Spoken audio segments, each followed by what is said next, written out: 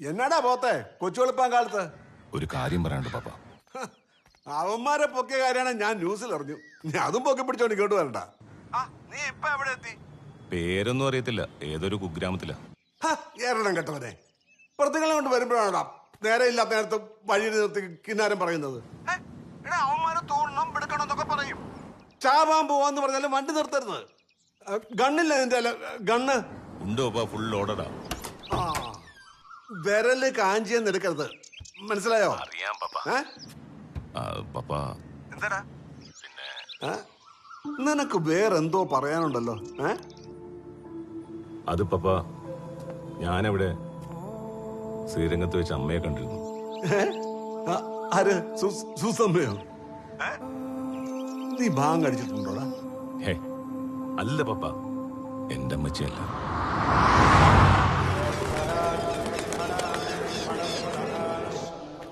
നോക്കി, അഖിലും നീയും 28 വർഷങ്ങൾക്ക് മുമ്പ് ആ അനാഥാലയത്തിൽ നിന്ന് അജുവിനെ ദത്തെടുത്തതിന്റെ രേഖകളാണിത്. പെറ്റമ്മയ്ക്ക് പോലും തിരിച്ചറിയാൻ പറ്റാത്ത സാമ്യമുള്ള നിങ്ങളിൽ നിന്ന് ആരെ ദത്തെടുക്കണമെന്നറിയാതെ ഞങ്ങൾ കുഴഞ്ഞു. 2 പേരെ ഒരുമിച്ച് ദത്തെടുക്കാനുള്ള സാഹചര്യം അന്ന് ഞങ്ങൾക്ക് ഇല്ലാതെ പോയി.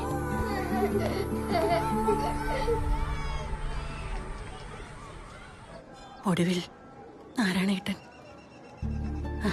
അവനെ അദ്ദേഹം അജു എന്ന് വിളിച്ചു. ഓർഫണേജിലെ ഫോർമാലിറ്റീസ് ഒക്കെ കഴിയാൻ വീണ്ടും 3-4 ആഴ്ചകൾ കഴിയേണ്ടി വന്നു. അതിനിടയിൽ നിന്നെ ദത്തെടുക്കാൻ ആരോ വന്നിട്ടുണ്ടെന്ന് ഓർഫണേജിൽ നിന്ന് ഞങ്ങൾ അറിഞ്ഞു. അപ്പോഴാ ഞങ്ങൾക്ക് 2 പേർക്കും ആശ്വാസമായത്. തിരിച്ചറിയുന്ന പ്രായത്തിൽ പപ്പയെ അമ്മച്ചിന്റെ ദത്തെടുത്താണെന്ന് ഞാൻ അറിഞ്ഞിരുന്നു. പക്ഷേ ഇങ്ങനെ ഒരു സഹോദരൻ ഉണ്ടെന്ന കാര്യം എനിക്കറിയില്ലായിരുന്നു. അല്ലെങ്കിൽ എന്റെ ഓർമ്മയിൽ നിന്നും മാഞ്ഞു പോയിട്ടുണ്ടാവും.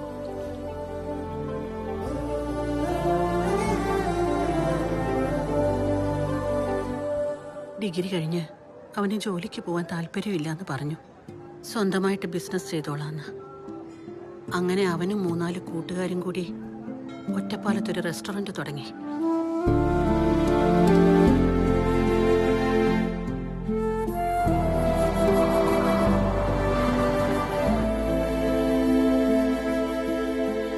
അജു എവിടെയുണ്ട് ഇപ്പോ? അവൻ പോയി മോനെ. ആയുസെത്താതെ എന്റെ മോൻ പോയി.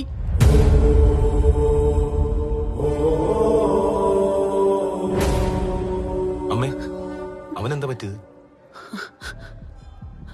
ഉത്സവപ്പറമ്പിൽ വെച്ച് അവനെ കുത്തുകൊണ്ടു. അവനെയും കൊണ്ടുപോയ ആംബുലൻസ് ഓടിച്ചിരുന്നത് അവന്റെ ഒരു ഫ്രണ്ട് കണ്ണനാ. പാതി വഴിയിൽ വെച്ച് അതൊരു ലോറിയുമായിട്ട് ഇടിച്ചു.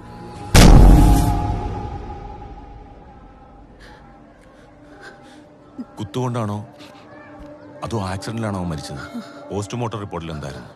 കുത്തേറ്റാണെന്നാണ് എഴുതിയിരുന്നത്. ആംബുലൻസ് അപകടത്തിൽ പെടുന്നതിന് മുമ്പേ അവൻ മരിച്ചിരുന്നു. കുത്തിയാളെ പോലീസ് പിടിച്ചോ? ഇല്ല, തിരക്കിൽ അയാൾ ഓടി രക്ഷപ്പെട്ടു. തമിഴ്നാട്ടുകാരനാ. ഏതോ രംഗനാഥന്റെ ഗുണ്ടയാണെന്നാ പോലീസ് പറഞ്ഞ്. രംഗനാഥൻ? അയാളും അജുവും തമ്മിൽ എന്താ പ്രശ്നം? അതൊന്നും എനിക്കറിയില്ല മോനെ. അവനൊന്നും എന്നോട് വിട്ടു പറഞ്ഞിട്ടില്ല. അവന്റെ കൂട്ടുകാർക്കും അറിയില്ലേ? അവരും ഒന്നും എന്നോട് വിട്ടു പറഞ്ഞിട്ടില്ല. അവസാനമായിട്ട് ഞാൻ അവരെ കണ്ടത് അവനെയും കൊണ്ട് വീട്ടിൽ വരുമ്പോഴാ. ചിത എരിഞ്ഞ് തീരും മുമ്പ് എല്ലാവരും പോയി. പിന്നെ ആരും വിളിച്ചിട്ടുമില്ല, ആരെയും കണ്ടിട്ടുമില്ല. എല്ലാം കഴിഞ്ഞ് 1 ആഴ്ച കഴിഞ്ഞപ്പോ ശാലിനി വിളിച്ചിരുന്നു. ശാലിനിയോ? അതാരാ? അവന്റെ കൂട്ടുകാരൻ കണ്ണൻ കല്യാണം കഴിക്കാനിരുന്ന പെൺകുട്ടിയാ. അമ്മ ഇവിടെ? മോൻ പോയതിൽ പിന്നെ ആ വീട്ടിൽ താമസിക്കാൻ മനസ്സ് വന്നില്ല. ഒരു വശത്ത് നാരായണേട്ടന്റെ അസ്ഥിത്തറ, മറുവശത്ത് അവന്റെ. ആ വീട്ടിൽ ഒരു നിമിഷം പോലും ജീവിക്കാൻ വയ്യാണ്ടായി. ഒരുപാട് അമ്പലങ്ങൾ താണ്ടിയ യാത്രയിൽ ഒരിടത്താവളം മാത്രമായിരുന്നു ഇവിടെയും. പക്ഷേ ഭഗവാൻ എന്നെ ഇവിടെ പിടിച്ചു നിർത്തി. ദിവസങ്ങൾ കഴിയും തോറും ദുഃഖവും സങ്കടവും എല്ലാം മറന്നു. പിന്നെ എല്ലാം ഭഗവാൻ മാത്രമായി.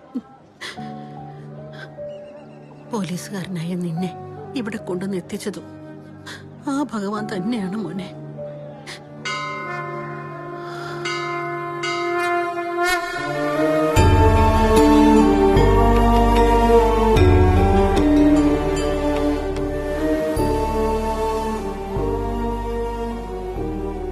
നിനക്കൊരു കൂടപ്പിറപ്പുണ്ടെന്ന് നിന്നോട് പറയണമെന്ന് പല പ്രാവശ്യം ആലോചിച്ചതാ.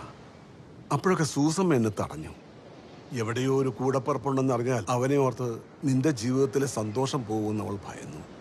അവനെ തേടി നീ പോകുമെന്ന് പോലും സൂസമ്മ ചിന്തിച്ചു.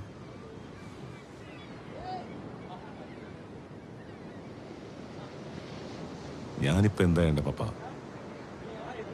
അവന്റെ അമ്മ പറഞ്ഞ പോലെ നീ കണ്ടുപിടിക്കണം അജുവിന്റെ മരണത്തിന്റെ കാരണവും അതിന്റെ കാരണക്കാരെ.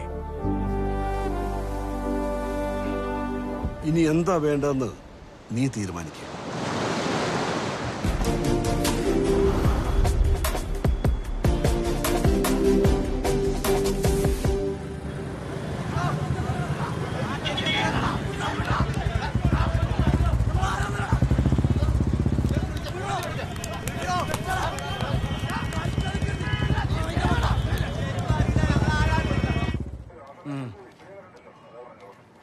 ഒരുമാതിരി മാപ്രാണത്തെ പരിപാടിയായിപ്പോയി. എടാ ഉമാരൊക്കെ എന്താണ് ഇപ്പൊ ഇങ്ങോട്ട് കെട്ടിയെടുക്കണത്? രണ്ടെണ്ണം കൊടുത്ത് പറഞ്ഞു വിടാളേന്. വ്ളാഡിമിർ സാറേ, വള്ളിക്കെട്ടാൻ സംശയമുണ്ടല്ലോ. വള്ളിക്കെട്ടല്ല, മുള്ളും കെട്ടാ. ആടോ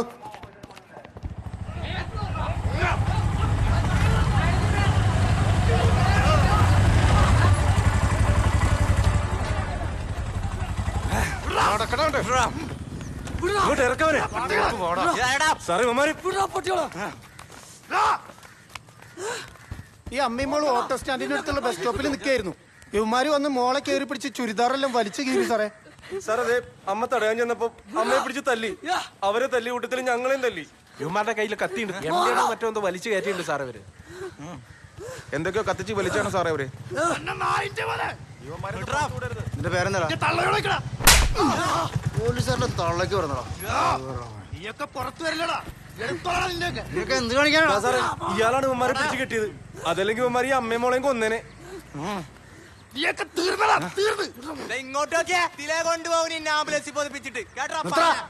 പോതപ്പിക്കല് എന്താടോ? ഈ ഡ്രസ്സൊക്കെ ഒന്ന് മാറണമായിരുന്നു.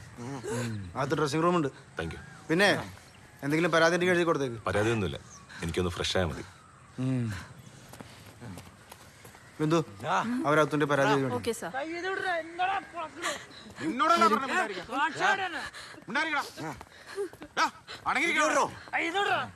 ഉമ്മാരകത്ത് കയറ്റി.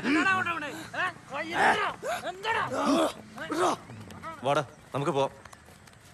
അതെ, എന്താ സാറേ? എങ്ങോട്ടാ? ഞങ്ങള് പോവാ സാറേ. ഇപ്പൊ തന്നെ കുറെ ഓട്ടം പോയി. എന്തെങ്കിലും കിട്ടിയിട്ട് വേണം സാറേ. അങ്ങനെ പെട്ടെന്ന് പോകാൻ പറ്റൂല. പേരും ഡ്രസ്സും കൊടുത്തിട്ട് പോയാൽ മതി. എന്റെ പൊന്നു സാറേ, ഇത് അകത്തേക്ക് പോയ ആളെ എല്ലാം ചെയ്തത്. ഞങ്ങൾ അവരെ വണ്ടി കയറ്റി കൊണ്ടുവന്നല്ലാതെ ഒരു തെറ്റും ചെയ്തിട്ടില്ല. എന്റെ പൊന്നു സഹോദര, ആ ചെക്കന്മാർ തട്ടിപ്പോയാലേ ഞാൻ തൂങ്ങും.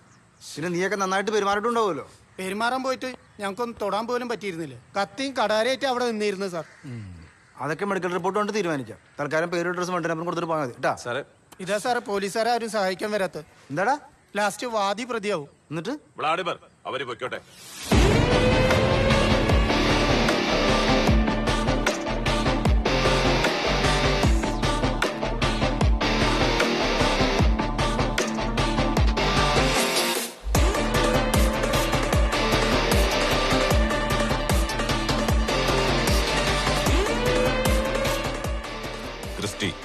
Christy Sam, inspector of police. ഇന്നു മുതൽ ഞാനാണ് ഇവിടുത്തെ SHO. പിന്നെ പോലീസിനെ സഹായിച്ചു എന്ന് കരുതി നിങ്ങൾക്ക് യാതൊരുവിധ ബുദ്ധിമുട്ടും ഉണ്ടാവില്ല. ആ കാലമൊക്കെ കഴിഞ്ഞു ബ്രോ. നിങ്ങൾ പൊയ്ക്കോ, ധൈര്യമായിട്ട് പൊയ്ക്കോ. Thank you sir. ശരി സാർ. വ്ളാഡിമിർ വരൂ. അല്ല സാർ, എനിക്കൊരു സംശയം. സി എ അനന്തലാൽ സാർ വരുമെന്നുള്ള ഞാൻ കേട്ടത്. കേട്ടതെല്ലാം ശരിയാവണമെന്നില്ലല്ലോ ബ്ലാഡി. സത്യം കണ്ടറിയണം, കൊണ്ടറിയണം, അന്വേഷിച്ചറിയണം. അങ്ങനെയല്ലേ? അതെ സാർ. എന്നാ വാടോ.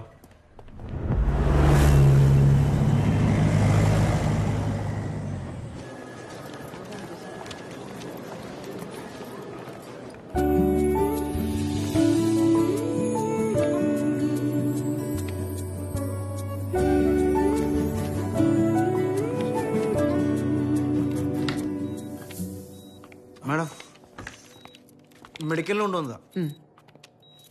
സാറാ സീസ് ചെയ്തത്. പുതിയ C A Christy Sam. Hello. Srilal, Mubarak, Sudheesh. അതെ മാം. ഇവരുടെ ഹാൻഡ് കഫ് അഴിക്ക്. അത് വേണോ മാം? ഇത് ജയിലോ പോലീസ് സ്റ്റേഷനോ അല്ല, ആശുപത്രിയാണ്. ഡോക്ടർ, ഇവർ സിന്തറ്റിക് ഡ്രഗ് എല്ലാം കയറ്റി വയലന്റ് ആയിരിക്കുന്നവരാ. ഹാൻഡ് കപ്സ് അഴിക്കാൻ എന്തായാലും പറ്റില്ല.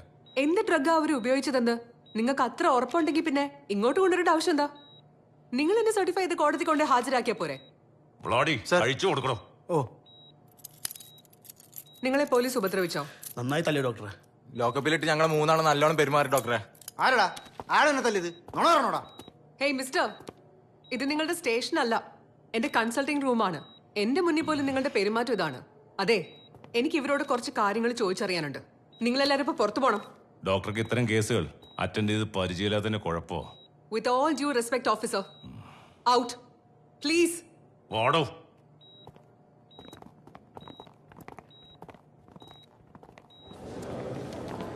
നിങ്ങളിവിടെ തന്നെ നിൽക്ക്. ആ പെണ്ണുമ്പിളൊക്കെ ഭ്രാന്താ.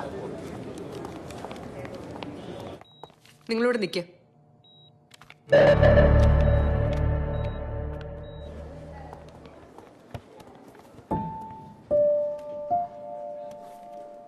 എന്താ സാറേ?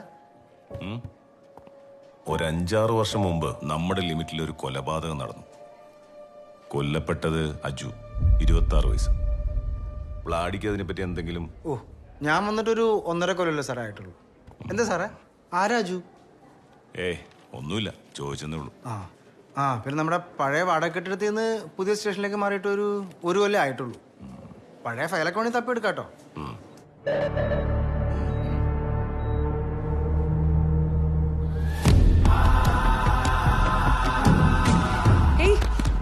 എവിടെയാ പോണേ?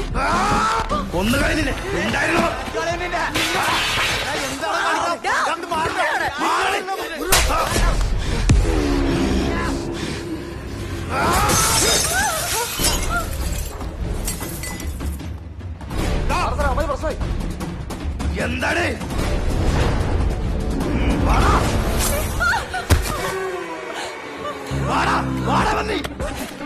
അടുത്ത് വന്ന കുത്തി കീറി ഞാനിവിടെ.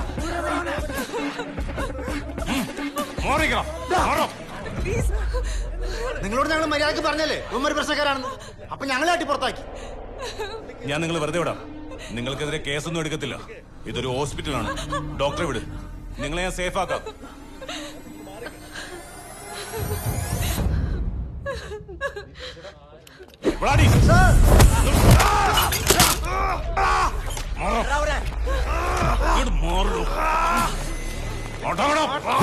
നീ എന്ത് വിചാരിച്ചാ?